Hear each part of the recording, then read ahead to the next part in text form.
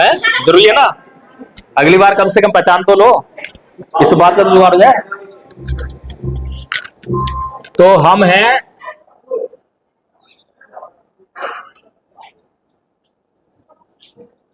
लक्ष्य है बौद्धमय भारत, ठीक है जी।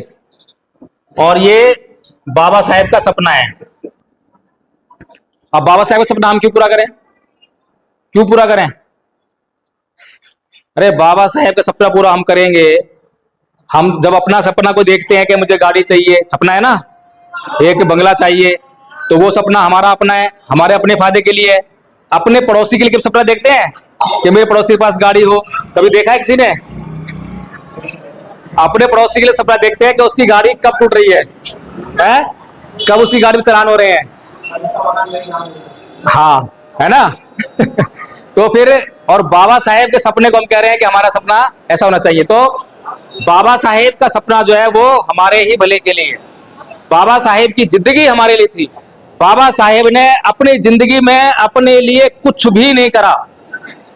4 बच्चे, एक बीवी उन्होंने कुर्बान कर दी, अपनी पूरी जिंदगी का सुख चैन आराम सब कुर्बान कर दिया ना जी। तो बाबा साहेब ने जो अपना ये सारा सुख चैन सब कुछ जो बर्बाद किया, जो कुर्बान किया, बलिदान किया, वो किसके लिए करा, किसके लिए करा? गुड, ठीक है जी। समाज के उत्थान करने के लिए बाबा साहेब ने सब कुछ करा। बाबा साहेब पागल नहीं थे। बाबा साहेब इस दुनिया के सबसे बड़े समझदार व्यक्ति थे, विद्वान व्यक्ति थे।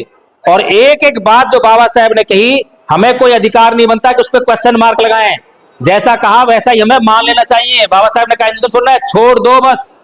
बाबा साहेब ने कहा बौद्ध बनना है, बौद्ध बन जाओ बस, कुछ नहीं सुनना। उस आदमी ने हमारे लिए अपने 20 बच्चे कुर्बान कर दिए हैं, उसने हमारे लिए अपनी जिंदगी कुर्बान कर दी है।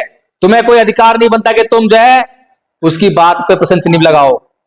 तुम्हें वो अधिकार दे रहा है कि तुम अपने 20 बच्चे मत मारना, तुम अपनी जिंदगी में अपना ऐशो आराम मत छोड़ना। तुम्हें इतना अधिकार दे रहा है, कम है क्या? कम है क्या? है? तो फिर सामाजिक उत्थान करना अगर उस महान आदमी का उद्देश्य था, और वो तुमसे ये नहीं कह रहा है कि तुम अपने 20 बच्चों को मारो, अपनी जिंदगी ऐशो आराम छोड़ो, लेकिन वो ये कह रहा है कि तुम कम से कम हफ्ते में, रोज का, महीने में 1 घंटा तो आ जाओ। मुश्किल काम कह रहा है क्या?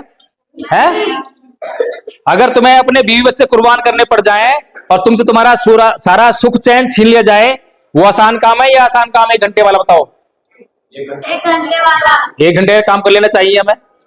अगर हम 1 घंटे रोज काम कर लेते हैं, रोज नहीं कर पाते, हफ्ते में एक काम कर लेते हैं, एक दिन जो है, और अगर हफ्ते में नहीं कर पाते, 1 महीने में कर लेते हैं, तो भी मैं कह रहा हूं कि हमारी सारी समस्याएं दूर होने वाली हैं। दूर कैसे होंगी? देखिए, अभी मैंने बताया कि ये जो है सारे क्या थे, पहले बौद्ध थे। और बाबा साहेब ने क्या कहा? बौद्ध में भारत। बाबा साहेब बहुत पहले की जगह पढ़ रहे हैं इतिहास की, और बहुत दूर की सोच रहे हैं। तो बाबा साहेब की बात में कहीं खोट नहीं है, माननी पड़ेगी, ठीक है। तो अभी हमारी फिलहाल कंडीशन क्या है उसका आकलन करना है। अगर मान लो मुझे यहां से आगरा जाना है, तो सबसे पहले मैं क्या करूंगा? सबसे पहले मैं अपनी करंट पोजीशन देखो, मैं कहां हूं। फिर उसके बाद दूरी अंदाजा लगाऊंगा कितनी दूर है। उसके लिए मैं साइकिल लूं, मोटरसाइकिल लूं, या फिर कार लूं, हवाई जहाज लूं, तभी तो लगाऊंगा ना, योजना भी बनाऊंगा। तो सबसे पहले हमारी जो करंट पोजीशन वो क्या है इस सारे में? ये है। सही कह रहा हूं मैं? अच्छा, इसमें भी पोजीशन क्या है हमारी? ये भी पूरा प्रॉपर पोजीशन नहीं है हमारी। इसमें भी क्या है? कितने समाज के लोग बैठे हैं यहाँ पे? एससी समाज में कितनी जातियां हैं? एससी समाज में कितनी जातियां हैं? 52-53 है। चलो वैसे तो हजारों जातियां हैं, लेकिन मैं तुम्हारी बात मान लेता हूं कि 52-53 है, ठीक है। तो 52-53 जातियों में से कितनी जाति बैठी है यहाँ पे? एक। अब बताओ बाबा साहेब का सपना कितना दूर है? बहुत दूर है ना। हम लोग कितना काम कर रहे हैं उस पर? कर रहे हैं कुछ काम? अरे सपना भी देख रहे हैं, बाबा साहेब की जय जयकार भी कर रहे हैं, बाबा साहेब का सपना भी अपना सपना है, लेकिन काम कुछ नहीं कर रहे हैं। फिर कैसे होगा जी पूरा? यानी कि हम समाज से गद्दारी कर रहे हैं, बाबा साहब से गद्दारी कर रहे हैं, और बाबा साहेब का सम्मान करने के नाम पे 14 अप्रैल आएगी, और उस दिन क्या करेंगे? एक दिन में करोड़ों अरबों रुपए ये भूखा नंगा समाज उस दिन खर्च करेगा। काय पे? फूल मालाओं पे, हार पे करेगा ना खर्च। बड़े बड़े मंच लगेंगे, बड़े बड़े हॉर्न लगेंगे और बड़े बड़े वेंटिलेटर पर पड़े हुए समाज के बुद्धिजीवी भाषण देने आएंगे, आएंगे ना। और वो बड़ा अच्छा भाषण देकर जाएंगे, बड़ा अच्छा भाषण। और आप उस दिन जाग जाओगे और जाग के घर जाके फिर सो जाओगे। है, हो गया कार्यक्रम पूरा, हो गया बाबा साहब का सम्मान, हो गया बाबा साहब सपना पूरा। ये बाबा साहब का प्रोग्राम नहीं है। अभी किसी भी संगठन से आप पूछो कि भाई आपने कितने बौद्ध बनाए। अभी हमारे आचार्य जी बता रहे थे कि यही नोएडा में कोई प्रोग्राम हुआ था। क्या प्रोग्राम हुआ था? बौद्ध महोत्सव का प्रोग्राम हुआ कोई। उसमें 22 लाख रुपए का खर्चा हुआ। 22 लाख रुपए का खर्चा करके उन्होंने कितने बौद्ध बनाए? कोई रास्ता कितने बौद्ध बनाए? एक भी नहीं। क्योंकि बौद्धों का प्रोग्राम था तो बौद्ध ही जाएंगे उसको अटेंड करने के लिए, यानी पहले से बौद्ध बने हुए हैं। एक भी बौद्ध नहीं। 22 लाख रुपए खर्च करे और जीरो रिजल्ट। अब धम्पत संघ ने क्या करा? धम्पत संघ ने पिछले 2 साल में मुश्किल से 2.5 लाख रुपया खर्च करे होंगे, मुश्किल से 2.5 भी नहीं, मेरे ख्याल से 2.5 भी खर्च नहीं करे। और कितने बौद्ध बनाए? 150 बौद्ध नहीं बल्कि आचार्य बनाए। आचार्य, ये हमारे आचार्य हैं। एक आचार्य को बनाने में कम से कम 1.5-2 महीने लगते हैं, अगर कुछ नहीं आता उसको तो।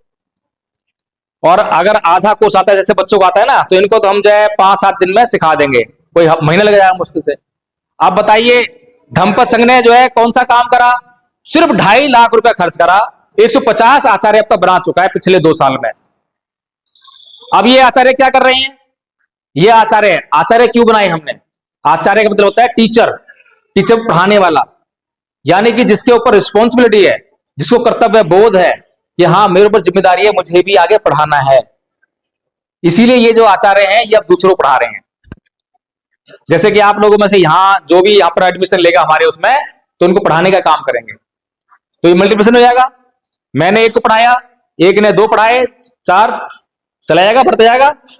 तो ये जो हमारा काम है, ये वाला हमारा काम कैसे चल रहा है? 2 तरह से, ऑनलाइन और ऑफलाइन। ऑनलाइन हमारी मीटिंग चलती है, सुबह 5 बजे शुरू होती है और 9 बजे चलती है सवेरे। दोपहर को 2 बजे शुरू होती है और रात को 12 बजे तक कंटिन्यू चलती है। अभी भी चल रही होगी मीटिंग, अभी भी ज्वाइन करोगे, अभी भी चल रही होगी। इस दौरान जो है ट्रेनिंग चलती है और रात को 8 बजे से लेकर 10 बजे तक प्राइम टाइम होता है। प्राइम टाइम में हम मुख्य विषय रखते हैं, कोई भी मुख्य विषय पर चर्चा होती है, कभी धम्पद पे, कभी भगवान बुद्ध का धम्म, कभी संविधान, इस तरह से हम जो है ये करते हैं। और ऑफलाइन स्कूल हमारा जो है अभी चल रहा है बक्सर बिहार में, एक स्कूल खुला है, वहां हमसे एक आचार्य जुड़े, वहां से एक आदमी जुड़े, उनको हमने आचार्य बना दिया और उन्हें वहां स्कूल शुरू करा। उस स्कूल में मात्र 1.5-2 महीने में उन्होंने ऐसे छोटे छोटे 25 बच्चे आचार्य बना दिए। 25 बच्चे, बताइए। और वो स्कूल जो है बिल्डिंग नहीं है, छप्पर में चल रहा है, साइड में भी छप्पर की वो लगी हुई है, वो घास फूस की जो है उसकी जो है, और उसमें चल रहा है हमारा स्कूल। अगर ये 22 लाख रुपए धम्पत संघ को मिल जाए तो बताओ धम्पत संघ क्या कर सकता है? बहुत कुछ है ना। तो ये जो करोड़ों रुपए हम खर्च कर रहे हैं, ये हमारे बाप की बपौती नहीं है,